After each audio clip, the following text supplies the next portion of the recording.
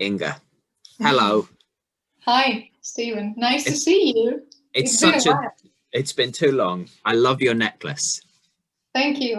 It's the darkest season in Latvia, so I'm wearing some light today. Oh, how dark is it? How much daylight do you get? Well, like from 8 to 4 p.m., Oh, it's not much. oh my God. And then because Latvia has the best forests in the world, Yes. do you just I go out into those I forests to read? wonder where did you get this information from? I am a victim of Latvian literature's forest propaganda. I'm such a Oh, big fan of Latvia. I'm happy to hear that. Well, I am because of meeting people like you, Inga. I have to say that sincerely. The context of our conversation today is that the European Poetry Festival, which I run, was supposed to Yeah. be on in person, and it can't be for some reason. I don't know why we couldn't do it in person, but we had to reschedule it from April to October and then cancel it. So instead of doing like Zoom readings, I thought it would be great to have conversations with Yeah. poets. And I'm really happy to be talking to you, Inga, because we've known each other for a few years and I've really always liked your work. And also, I have to say, your general comportment, your persona, when you're around at readings, because you're such a generous person and so supportive of the people. So I'm so happy we could talk today. Thanks so much again for taking the time. Thank you, Stephen, for inviting me and Yeah. leading this talk, and I'm happy. It's my first talk in Zoom ever, so Oh my God. it's almost like a holiday. A whole new world has opened up, Inga, the world of Zoom. Well, I'm So scared. I'm so happy I first got to know your work through translations. You had this lovely book come out a few years ago, Having Never Met, I think it was called, which is a selection of your poems in English. Is that right? Yes, that's right. And Jade Will is the translator. Thank you, yeah, to him. And this was a part of the Baltic nation theme of the London Book Fair. I think there was a big energy around Baltic poetry being translated into England. And I think that's when we first met, I believe. Yes, that's true. I think, it was the year 2018 when Latvia had its century, 100 years of our existence in this world. And yes, due to that, we were celebrating our country and our literature. And so we had more money than usual to publish Latvian literature, especially abroad. I think we haven't had anything like that before. So we moved on, yes, and it was really nice that London accepted us, and we were one of the three Baltic countries that were on focus that year. So yes, and my book also came out that year. And I think I'm right in saying that your debut collection in Latvian came out in 2016, and then Yes. this came out in 2018. So really, in the last 5 years or 4 years, like a lot has happened for you in your writing. Yeah, that's true. And last year came out my second book in Latvian. So yes, exactly. Yeah, 5 years have been very, busy and very cheerful and fun. Lots of things going on, and being published. It's, I think, one of the most beautiful things for a writer and poet. So it surprised me when I realized this, because I knew it when we first met a few years ago, and I saw you read and we worked together. You're so open-hearted, you're so playful with collaborating, and you were so kind of generous and international facing, I think. But then to re-look at it now, researching for this conversation, it's really new. It's amazing that it's kind of, because you seem so confident in your work and your voice, and also reading and talking now in English, which is very generous of you. Thank you. So what was the build up like before? Did you know that you wanted to write and publish poetry and kind of have this as a big part of your life from a very young age? Or is this something that happened to you? Well, yeah, I think I realized that I want to write and that I will write poetry around 13. So it's 20 years ago. And of course, it was not very serious. And I didn't know, how serious it can get. Like, like any relationship. First you fall in love and then you don't know what's next. So yeah, I fell in love with poetry, and I started my writing process. I lived in a very small town where no readings, nothing, went on, and I just wrote. I was writing and waiting for moving to the capital of Latvia and to start some more serious stuff, and I found a literary school where I entered when I was like 18 or 19. It's a literary academy, and it's a year-long program for like writers, poets, and so it was my like the beginning where when I understood that it's more serious than just like hobby or something. I realized I really want to do it, well, like for life, or I don't know, like I said yes. Amazing. So there's 10 years then, you moving to Riga, you studying writing, and your first book coming out.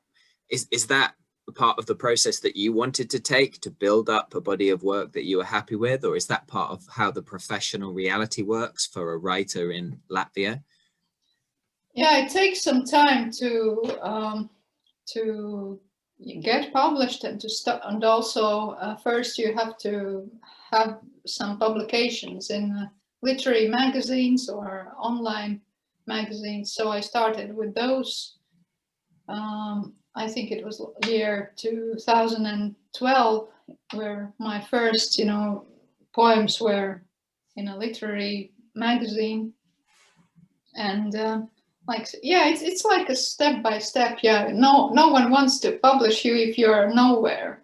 Like, I think it's not only in Latvia, it's everywhere like that. And and publishers, they look at poetry like no one gets rich by publishing poetry. So at least you have to be a little in the literary environment to so that someone wants to publish you. Yeah, and when my teacher, my poetry teacher, asked me when I'm planning to publish my first book, then I thought that maybe, if he asks, then maybe it's the right time. So it was 2016.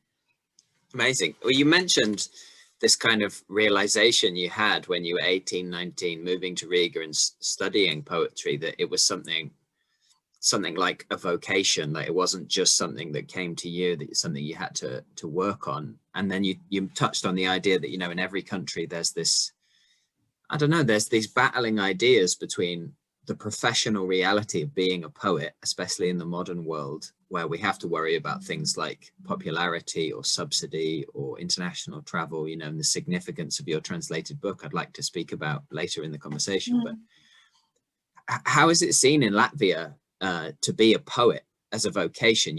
I often speak to my students and I say, if you're at a dinner party, would you introduce yourself as a poet? And the answer in England is no.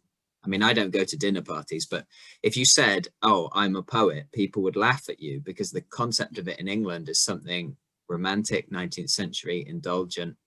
But Latvia's history, you mentioned the 100 years. I mean, for the whole Baltic, with that sense of independence, the independence of the language as well, is it something different in Latvia to say, I am a professional poet, I'm a full-time poet, it's a vocation? Well, of course, no one is a full-time poet, you know. Everyone is a part-time poet, and me too. But I'm not shy to say that I'm poet when I introduce myself, because of the importance that you know, of what poetry means to me. I would say I'm a poet rather than anything else that I do professionally or in my daily life. So, well, I think it's normal in Latvia to say that you're a poet, but of course, everyone will start asking questions. So, do you earn money, or do you live by poetry? And of course, the answer will always be no. That it's just it's like what your heart, you know, tells you to do, but it's not the money thing. Although maybe it's like. Not really 50%, but a little bit less, of course, that you can earn, you know. And the books don't come so often, you know, and also the readings are not every day. So yeah, well, but I like, you know, introducing myself as a poet. I'm not shy, and even if people laugh, I don't care. I laugh with them. Would they laugh in Latvia? Are poets seen as, you know, without being too technical, or connecting it to like the history of Latvia and the history of like the poet as kind of a religious kind of figure? You know, how are poets perceived in Latvia? Are they seen as something like a marginal hobby, which is how I would say in England it is? And I like that. I like that English people would say, oh, do you make money from that? And I'm like, yeah, whatever. You don't understand the concept of it. Although I wouldn't say I'm a poet to strangers, because I would be embarrassed. And that's nothing to do with poetry. It's to do with me. But in Latvia, could you explain a little bit? Because I think the word has been ruined by people. And I think that the concept of it, like I would say I'm a poet if I met you in Latvia, because I think my Englishness or my foreignness in that context gives it a different tonality. But to an average English person, the word itself has been taken over by people who wish to use it to mean something that I don't think a poet is. Like, I think poets do something really specific. And I think the importance of poetry is normally, in my opinion, is quite different than most people. So I'm really interested for you personally, dedicating your life to this vocation in a way. You know, your heart has gone there, and money and stuff is secondary in life anyway. Do you think it's important to write poetry? Do people in Latvia see poets as something that somehow reflects the culture or the history, or is it really a marginal thing? Well, it's hard to say, because, you know, I live in this environment. It's like a bubble, you know. It's like a cultural bubble that I live in, and so maybe it's the reason why it seems to me that it's important in our society. But I think that to most people it looks and feels marginal, and and most of people think that poets, you know, they do nothing. You know, it's everyone can write, so what's the big deal, and so on. I think so that it's not a real work or real job. So I think the most of people, it's what they think. But well, I have a different point of view, and to me it's like most part of my life, poetry, and yeah, and I dedicate most of my time to that. So. And what do you think poets are doing? And what do you think you're doing with your work? Well, I think it's like a little bit like stopping, not really stopping the time, but the running. I don't know, people are passing by everything, and when you, I don't know, writing poetry is like stopping to see what's going on and telling about it, like paying attention. I think poetry is mostly about paying attention to what's going on, and we can reflect on our time, and I think it's what stays, after. Yeah. It's the feeling of our time, and maybe feeling of how we live and how we perceive the world, and our vulnerability, and I don't know, like some human, I don't know, feelings and connection and emotions, and yeah, stopping, paying attention to what others are passing by, I think. And I think then I have a kinship with that. I like that idea. I think about it a lot as well, especially because it seems so relevant in a modern context. And that's what I often say to people when they say poetry is this or that. I always think poetry is something different in the 21st century, because how would you describe your feeling about the role of poetry in your life? oh, thank you for asking. Well, I think that it's just, for me, it's a way of navigating the world without without dying. I just want to find vehicles to stay alive. So poetry is just an accident in my life, and it's been a lovely way to navigate existence. And that's it. I see poetry as an entirely selfish process, which was what I was going to ask you. Do you think then about the reader? Because for poetry to stop time and make us reflect on what's happening in the world, it requires like a deal, like an exchange with the reader, who has to give it attention. Because if they don't give it attention, it can't stop time and it can't make people more aware. So when you're writing, or by accident, do you think that's part of what you're thinking about?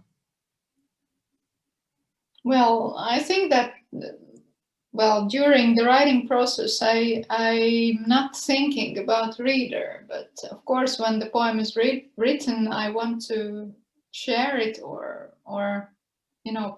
publish it. Of course, I want the poem to be read, and it's the only way how as you say, that poem can be alive and meet someone, and give.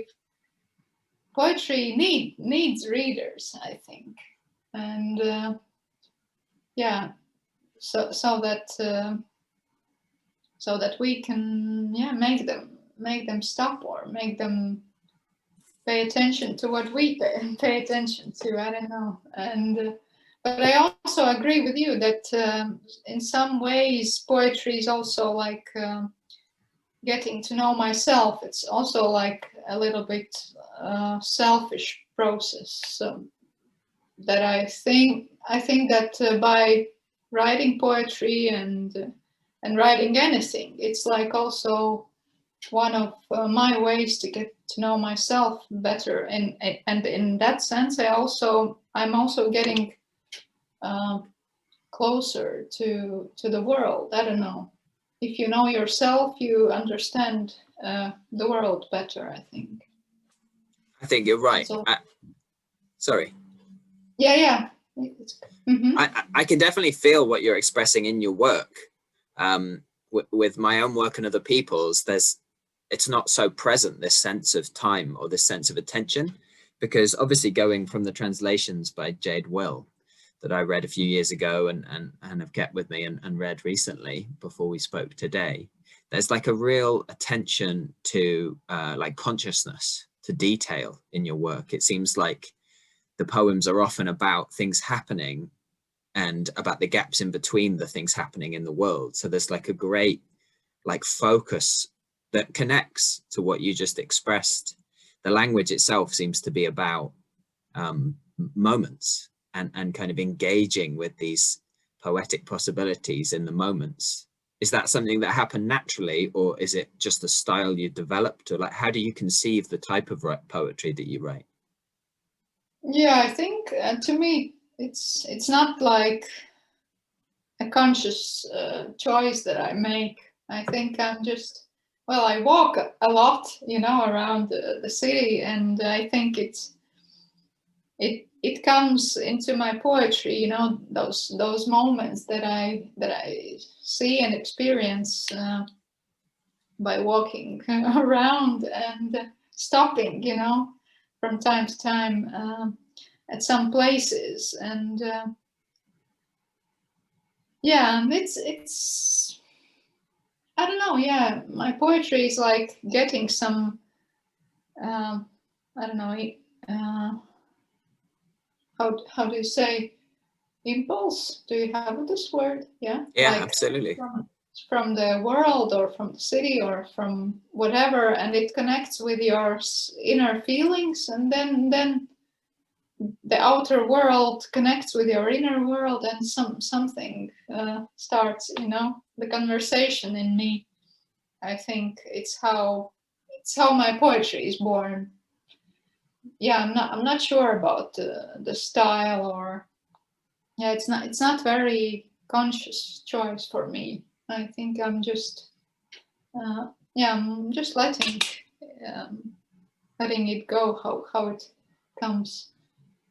I think that's beautiful. I think it's one of the battles of being like a full-time writer in the mind, is to not be unaffected, to not be affected, to be unaffected by the possibilities of overthinking process and overthinking theory. Because I can feel that, you know, in your work, there's a real sense of openness. If you want to achieve in your poems a sense of attention from the reader, a sense of time stopping, then I suppose you have to be naturally engaged with that as you walk, as you live. And that's very sincere in your work in a way that's quite disarming. So I think it's really beautiful that you don't over conceptualize it, that you're just open.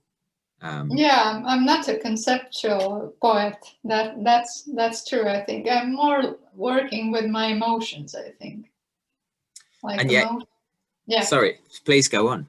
No, yeah, I mean emotions, attention, and time. Yes. Yeah, and it seems like, though you do work with that, you're not at all sentimental, or That's good to hear. yeah, there's a coolness to your work. There's like a gentility, a detail, which is really attractive because it's quite immediate. I think it's about consciousness. You know, that's when I've read your work, I really felt like it was about heightening the reader's consciousness to certain experiences that you have translated through a poem to them if they give it attention. I think my worry in my own life is people don't really give attention. So I'm glad that they do to you in Latvia. And how about you? Can I also ask you some questions when I have? I feel a bit bad because the conversation should be entirely about you, but I'm not going to say no because I'm a bigot. Yeah, I would also like to know how do you write your poetry? Like, is it like a concept or idea, or how do you get your poems done? You're kind to ask me again. I think I choose a method, then I choose a subject. Like I literally break it down into a process to free me up to exactly what you described. Like I want to be open. I don't want to be stuck like in that moment. I think that just as you said, like interesting art or poetry is when one is being authentically connected. And I think that's very hard to do. That's why I have a great sense of pleasure in hearing you describe like just it is what it is, you know. I'm trying to create these moments in my life that other people can engage with, because I try to do that too, but my products are much more selfish and therefore quite closed, quite knotty, quite aggressive and weird, because I don't care what the reader thinks. I don't think many readers are paying attention anyway, so I'm going to use the poem as a vehicle for me. And ironically then, more people tend to engage with it. Yeah, that's true. And I think your work does something that a lot of people can't do, because you're obviously very authentically connected to these moments, whereby it doesn't feel like you're telling anyone anything or you're hitting them over the head with these moments or these feelings. It feels like you're saying to them, this is what is in existence for me, which I think is very beautiful. Yeah, thank you. Perhaps you wouldn't mind reading one of the poems from Having Never Met. You know, I have some new translations. So Oh, amazing. Yeah, so I'll read something new. Well,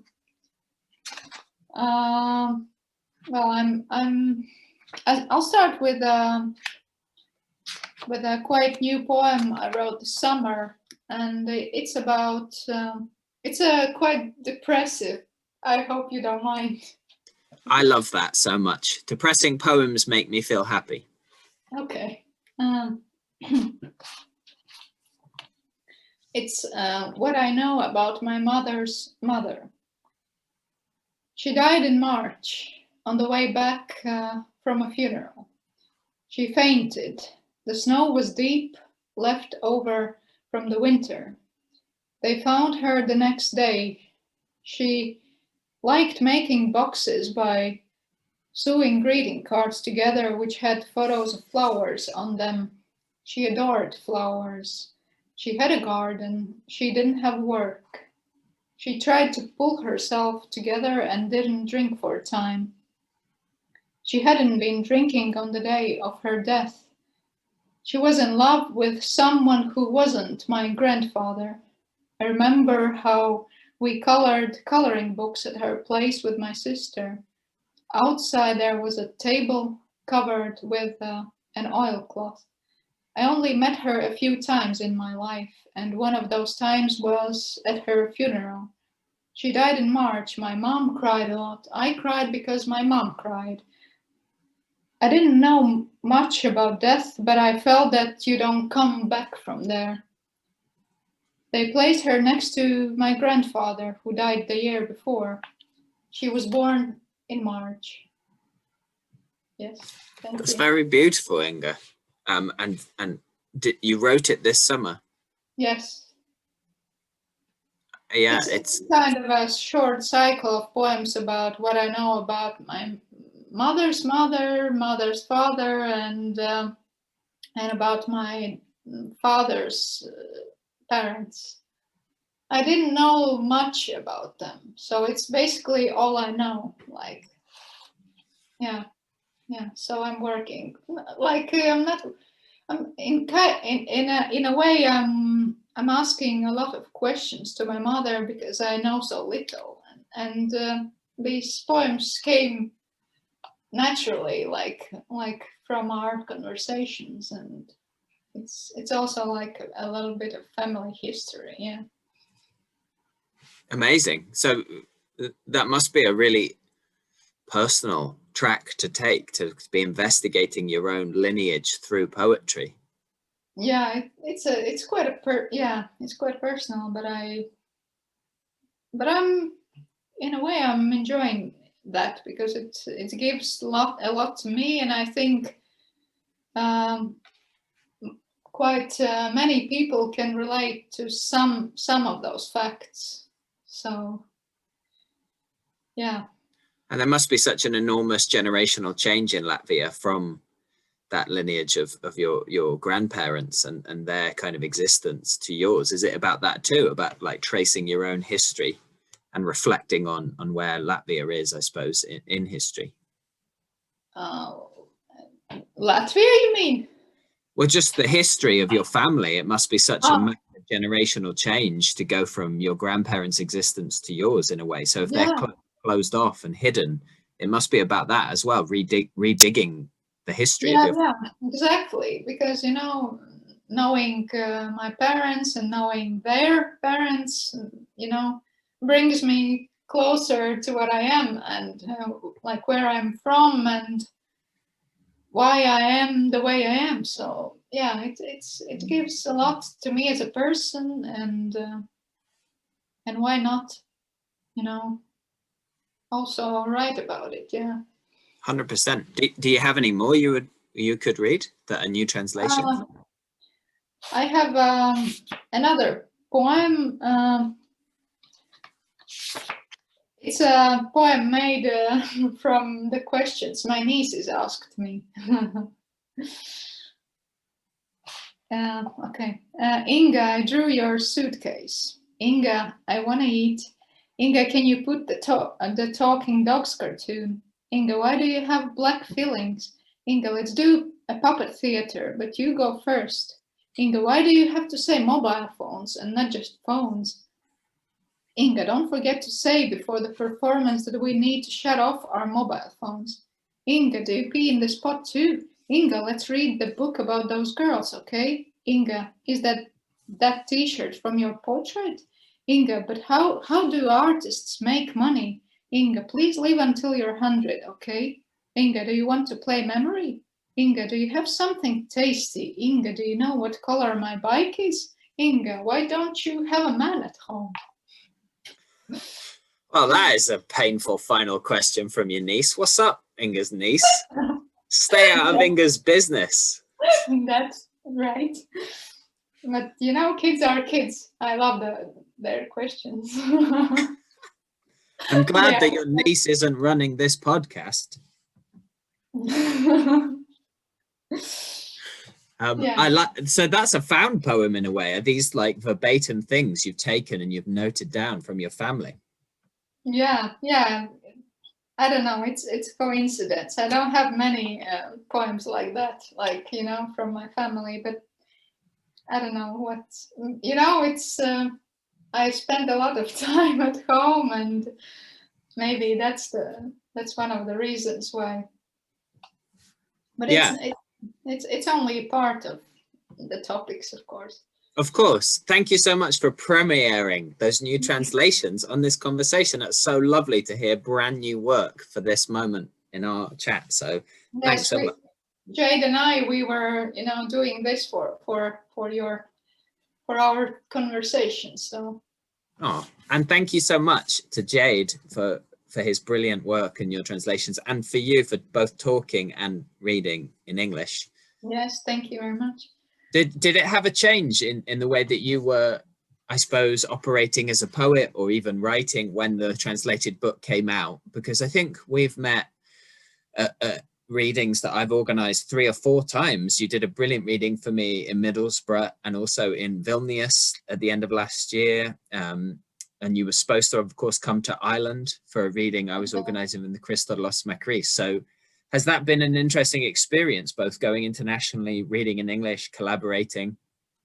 Yeah, I think especially collaborating was something completely new for me. And I think it definitely also opened up me like, I don't know, like a person and also like a poet. You know, it's seeing how others write and how others perform, and collaborations in Latvia are not very popular in general. So to me, it was really, really great experience. I don't know. I think it widened my mind and my everything, how I see poetry in general. And and that's thank you. Thanks to you. No. Thanks to you. You were so good at it. I mean, every one of your collaborations seemed to like begin or build friendships, you know, which is something I've talked about a lot. Is the real point of these collaborations is to make the process and the eventual product hide a generous kind of building of a friendship or an exchange, which a lot of people miss, but you seem so present. I mean, again, it makes a lot of sense how you've described how you conceive your work, because in your collaborations, you really held the audience so clearly because you're so attentive to you and your collaborator. So I think you're a brilliant collaborator. Yeah, maybe I would just need to go more, you know, experimental. I mean, as to performance, but of course, yeah, I'm usually concentrated on poetry more than performance. But yeah, but this is what I need to still like develop and open up. Yeah, I'd like to go on with that and yeah, and work more and see more, because seeing how others perform makes you think how you can maybe feel freer, you know, like more free, let yourself go, and you know. I think that's what happened to me. I watched other people and then I thought, oh, you know, I mean, I think the last time we met in Vilnius, I did an hour completely improvised, Oh, and you were yes. kind to put your hand up and ask me questions.